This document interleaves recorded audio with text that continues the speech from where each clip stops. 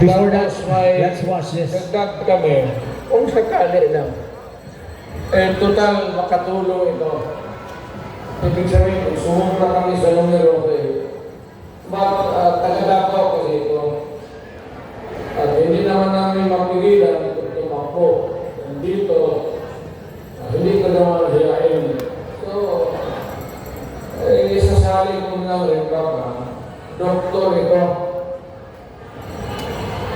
Pero, ang balita ko, mga 8 na pasyente niya mamatay na.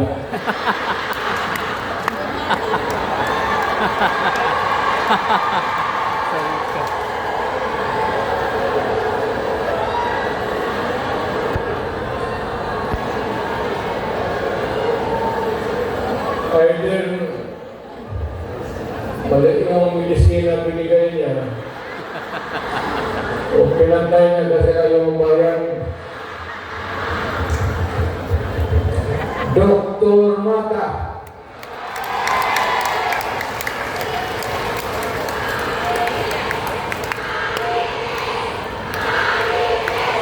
Marites! Marites! Kumpiyansa yung Vote number 42, Mata Doc Marites sa Senado. Marites is short for Mata Richard Isol.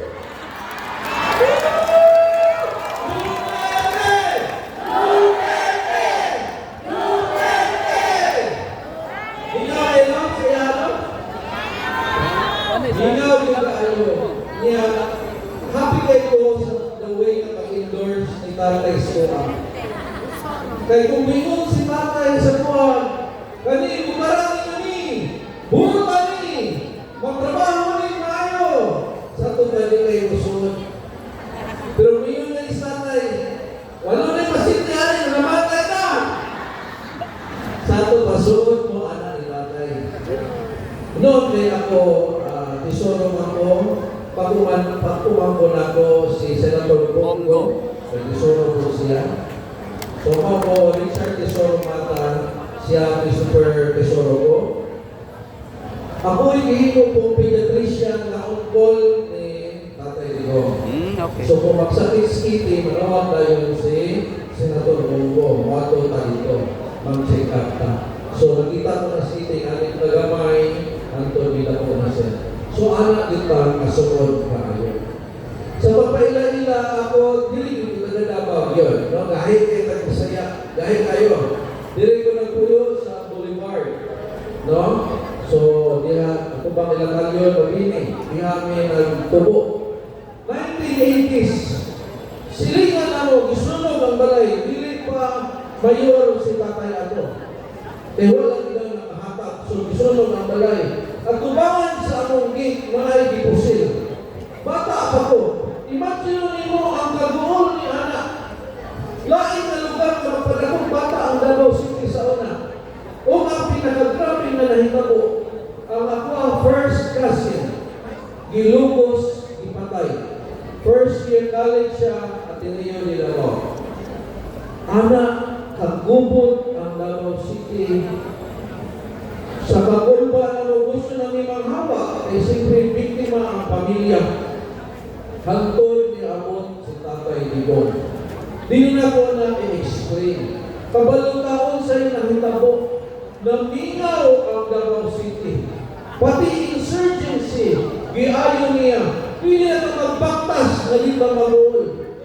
So sa ibuhat na ito, tay! Dagan, tay! Dagan na imo ang presidente tayo, masulban niyo ang Pilipinas.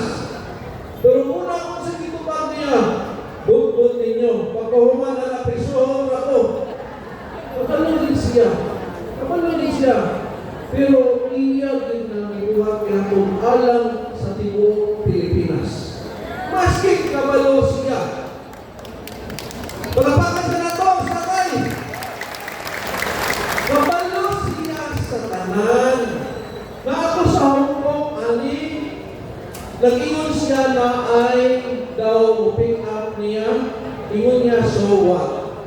No? Nangutana ko kay Senator kung tinuod ako, tinuod. Kung ano man sa ulit. Di ba pwede nga, di na lang sa ulit Pilipinas. Igunit ato niya, nagpasayo pa yun, ulit pa din siya sa'yo. Dagang explanations na ngano siya nagpadako. Sa ako alang iyano na explanation, ang akong pinakasimple, Father's love. Father's love.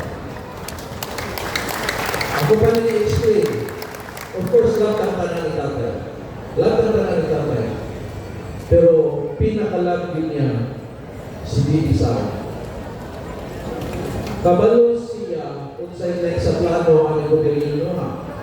Impeachment kay Bibi Sara o dakong chance prison si Bibi Sara. Musunod ba mo anak? So for me, ang akong analysis, nagsakripisyo si tatay. Nagsakripisyo siya. Kaya dahong kani mga di kayo ilanong mga nilagay ng senador, makadao alang maproteksyonan si Bibi Sara.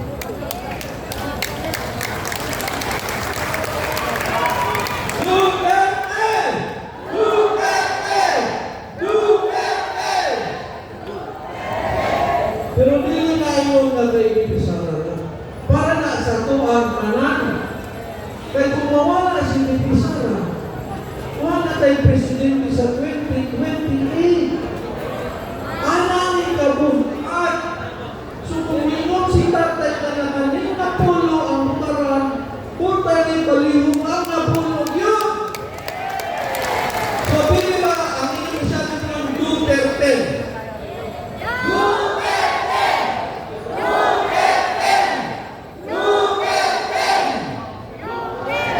So focus na sa Duterte. Kanaman yun ang iyang haters, alam mo proteksyonan. Ikaw manan. Pero siyempre, umamang din na si Bibi Sara ay si Bibi Sara po ng atulang dalawang mga presidente sa 2028. Karon, kasi natingalan mo nga na Marites, ang akong pangalan, na Richard Mata ako, inoon sa waka nag-follow sa Facebook page na kay 2.7 million followers.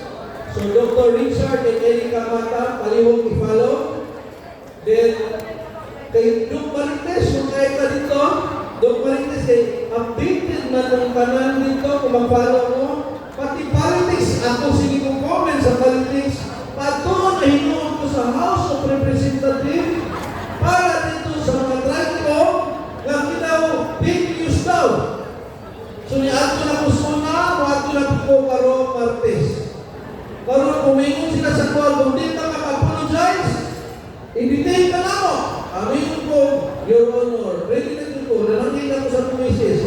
Your Honor, I'm sorry, I have taken care of my name all my life. If I will apologize, you will just destroy my name with the mainstream media. I'm sorry, I will not apologize. Ready ko na, wag ko na natin, hindi ko mag-apologize. Pero naingon po sila, si PPP at ang Representative Brian Lim, sa bagay doon, kung in-detention kanila, kung naot na doon kang pagkasenador. So kaning ako Marites, aside sa kay Marites sa ita, ako po pangalan kay Ma Richard Ray Tess Isoro. So Marites. So ayaw galingon sa Marites, ayaw galingon sa Duterte, focus kita na. Pero ipadayon na to ang atong pangampo kay Tatay Digong, nagtuon pa sa mga Mayor Bastek na mga balik, ihapon si Tatay Dire, kay dako maayo ang kanang mali na gibuhat kaniya na explain na po diniha ni Atty. Marcoleta. So, naana diha, naana kay solusyon. Ang kulang na lang kaning pagpadayon sa pag-ampo. So, magbalik-balik na dire base sa mga announcement. O bidag, maayong gabi sa inyong mga. God bless. Thank you so much, Dr. Richard Mata. Maraming salamat, Doc Mario. Yes! And Bata Richard